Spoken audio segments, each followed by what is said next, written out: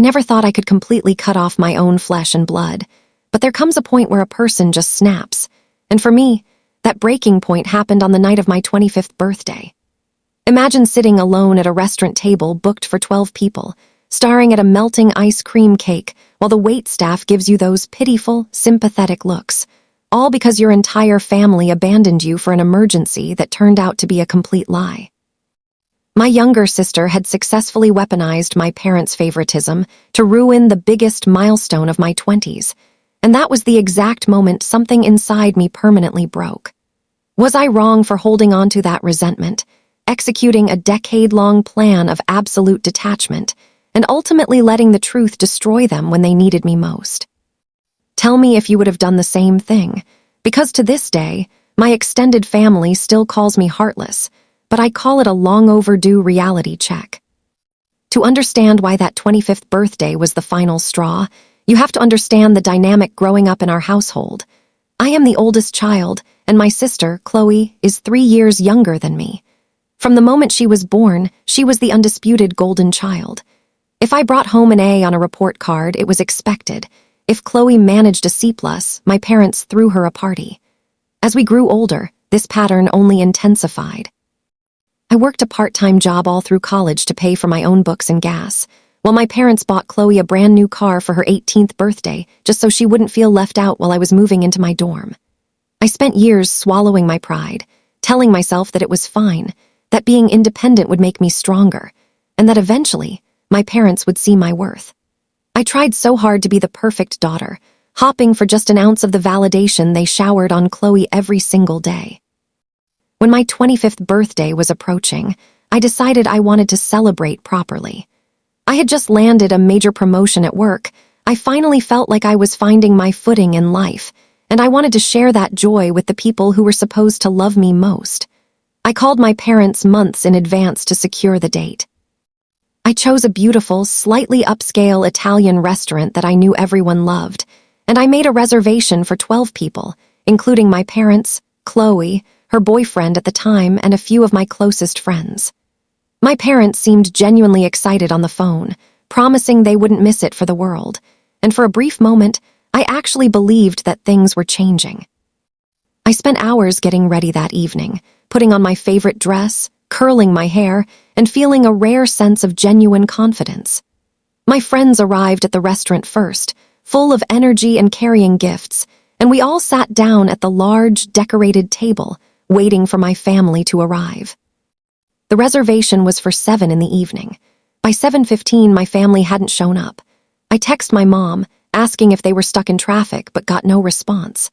By 7:30, my calls started going straight to voicemail. A heavy, sickening knot began to form in my stomach, but I forced a smile for my friends, making excuses about my dad's terrible driving or my sister taking too long to get ready. Then, at exactly 7:45, my phone finally rang. It was my mother. Before I could even say hello, her voice came through the speaker, frantic and breathless, telling me that they weren't coming. She said Chloe had been in a terrible accident, that she was rushed to the emergency room, and that they were currently speeding down the highway to be by her side. My heart dropped, and a wave of pure panic washed over me. I asked what happened, if she was okay, and which hospital they were going to so I could leave my dinner and meet them there. But my mom hurriedly told me not to come, saying they had it under control, that I should just stay and enjoy my dinner, and then she abruptly hung up. I stood there in the middle of the restaurant, completely numb. My friends could see the color drain from my face, and when I explained what happened, the entire mood of the evening shifted from celebration to a somber, anxious waiting game. I couldn't eat. I couldn't laugh. I spent the next 2 hours staring at my phone, texting both of my parents for updates, begging for any news about my sister's condition. My friends tried their best to comfort me, but the dark cloud hanging over the table was impossible to ignore. Around 10, the restaurant staff brought out a complimentary birthday dessert, but it felt like a cruel joke. I paid the bill, thanked my friends for coming, and drove straight to my parents' house, unable to sit in my apartment alone while my sister was supposedly fighting for her life. When I pulled into their driveway, I noticed that all of their cars were there, and the house was fully lit. I rushed to the front door, my keys shaking in my hand, and unlocked it, expecting to find a scene of grief and chaos. Instead, as I stepped into the foyer, I heard laughter coming from the living room. I walked in, and there they were. My mom, my dad, Chloe, and her boyfriend were all sitting on the couch, eating takeout Chinese food and watching a movie. Chloe didn't have a single scratch on her. She wasn't wearing a hospital gown or a cast. She was wrapped in a cozy blanket, laughing at something on the television. I stood in the doorway, completely paralyzed by the sheer absurdity of the scene before me. When my mother finally noticed me, her smile instantly vanished, replaced by a look of intense guilt that quickly hardened into defensiveness. I asked them what was going on, my voice trembling with a mix of confusion and building rage. My mom stood up and tried to usher me into the kitchen, but I refused to move. That was when the truth finally slipped out. Chloe hadn't been in a car accident. She hadn't been rushed to the emergency room. What actually happened was that Chloe had gotten into a minor argument with her boyfriend earlier that afternoon. She had thrown a massive temper tantrum, crying and screaming that she felt lonely and neglected, and demanded that my parents stay home to comfort her and help her talk through her relationship issues. My parents, completely incapable of saying no to their golden child, decided right then and there that Chloe's emotional meltdown over a petty boyfriend dispute was more important than my 25th birthday milestone.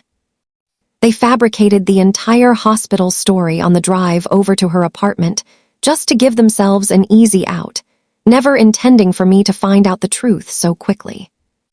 I looked at my parents, then at my sister, who was now rolling her eyes and sighing loudly as if my presence was an inconvenience. She actually had the audacity to say, "Oh, come on, it's just a birthday, you have one every year." I was having a real crisis. My father chimed in, telling me I was being dramatic and that I should be happy my sister was okay instead of throwing a fit. In that exact moment, looking at the three of them, a strange, icy calm washed over me. The tears stopped, the anger solidified into pure, unadulterated clarity. I realized that I would never, ever be enough for them. I realized that my feelings, my milestones, and my life would always be disposable in comparison to Chloe's whims. I didn't scream. I didn't cry. I simply looked at my parents and said, "You're right, it is just a birthday, and this is the last one you'll ever be a part of." I turned around, walked out of the house, and drove away, ignoring the frantic calls that started flooding my phone a few minutes later when they realized I was serious. Over the next few weeks, I systematically dismantled my relationship with my immediate family. I blocked their numbers, restricted them on social media, and politely but firmly informed my extended relatives that I would no longer be attending any holidays, dinners, or family gatherings where my parents or sister would be present. My aunts and uncles tried to play peacemakers, telling me that family is everything and that I shouldn't let one bad night ruin a lifetime of relationships. But they didn't understand the years of systemic neglect that had led to that final breaking point. I poured all of my energy into my career, my friendships, and my own mental health. I went to therapy, learned how to set ironclad boundaries, and built a beautiful, peaceful life for myself that was completely free of their toxicity. Years passed, and the silence became my sanctuary. So that's the situation I was in, and I had to make a choice to completely cut them out to preserve my own sanity. Before I tell you what happened next, because the story takes a massive, unbelievable turn 9 years later, I want you to pause and comment below what you would have done in my shoes. Would you have forgiven them for the sake of family, or would you have walked away just like I did?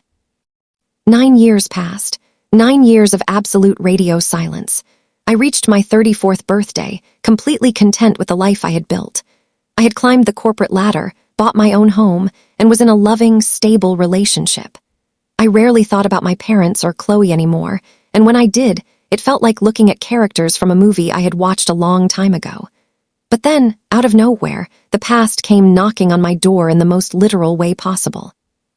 It started with a barrage of text messages from unknown numbers and frantic emails from my mother. Because I had blocked their primary numbers, they were using burner phones and new email addresses just to reach me.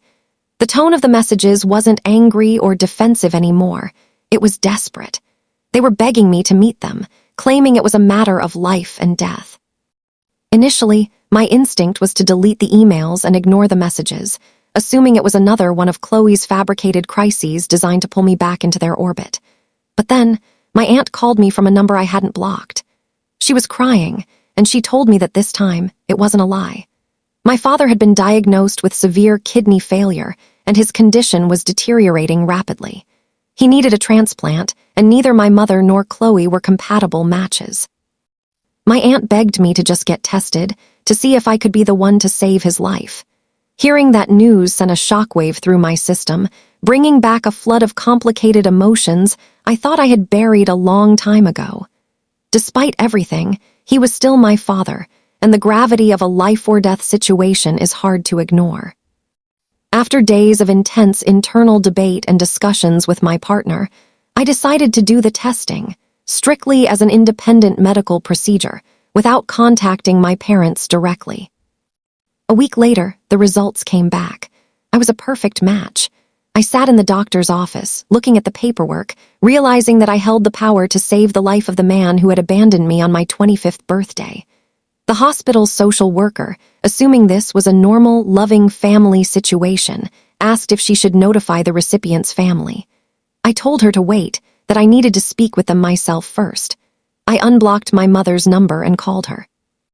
When she answered and heard my voice, she burst into tears, thanking God and telling me how much she loved me and how much she had missed me over the last 9 years.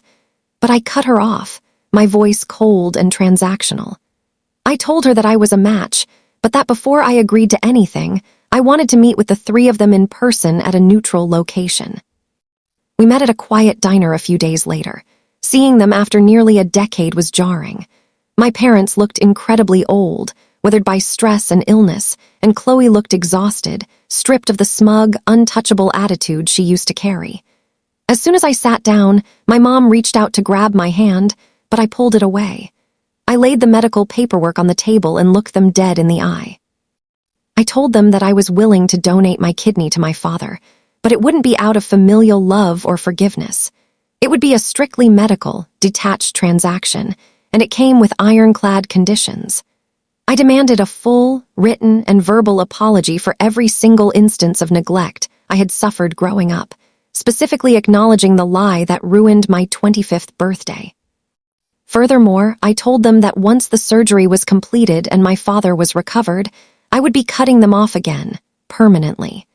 I was saving his life because it was the right thing to do as a human being, but I was not buying my way back into a toxic family. The reaction at the table was immediate. Chloe exploded, jumping up and accusing me of being a selfish, manipulative monster for using their suffering as a way to power trip and exact revenge. She screamed that I was holding my father's life hostage over a petty birthday grudge from a decade ago. My mother started crying hysterically, begging me to just be the bigger person and save my dad without making these cruel demands. My father just sat there, staring at the table, looking incredibly defeated. I didn't yell back. I simply picked up the paperwork, stood up, and told them they had 24 hours to decide if my dad's life was worth swallowed pride and an admission of guilt. If they couldn't do that, they could find another donor. I walked out of the diner, leaving them in the wake of their own choices. The next morning, I received an email from my father. It was a long, incredibly detailed, and deeply remorseful letter. He didn't make excuses. He admitted that they had failed me as parents, that they had enabled Chloe's toxic behavior, and that the stunt they pulled on my 25th birthday was the biggest regret of his life. He said he didn't care about the conditions. He just wanted a chance to live, and he completely understood if I never wanted to speak to them again after it was over. Chloe and my mother, however, spent the next few days sending furious messages through extended family, calling me a sociopath for forcing my dying father to beg. But I stood my ground. The surgery went through a month later. It was a complete success. My dad's body accepted the kidney, and his recovery was remarkably fast. True to my word, the moment I was discharged from the hospital and cleared by my doctors, I blocked all of their numbers once again. I didn't visit my dad's recovery room, and I didn't check in on them. I had given him the gift of life, which was far more than they had ever given me in terms of emotional support, and with that, my debt to them was paid in full. It has been a few months since the surgery, and my extended family is completely divided. Half of them think I am a hero for saving my dad despite how they treated me, while the other half thinks I am an absolute villain for enforcing the no-contact rule after such a profound medical bonding experience.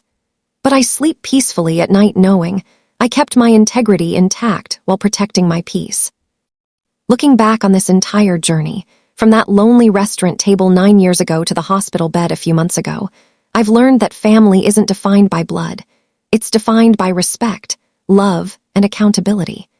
You cannot treat someone like they are disposable for decades and then expect them to play the role of the loving, unconditionally devoted child when your life falls apart.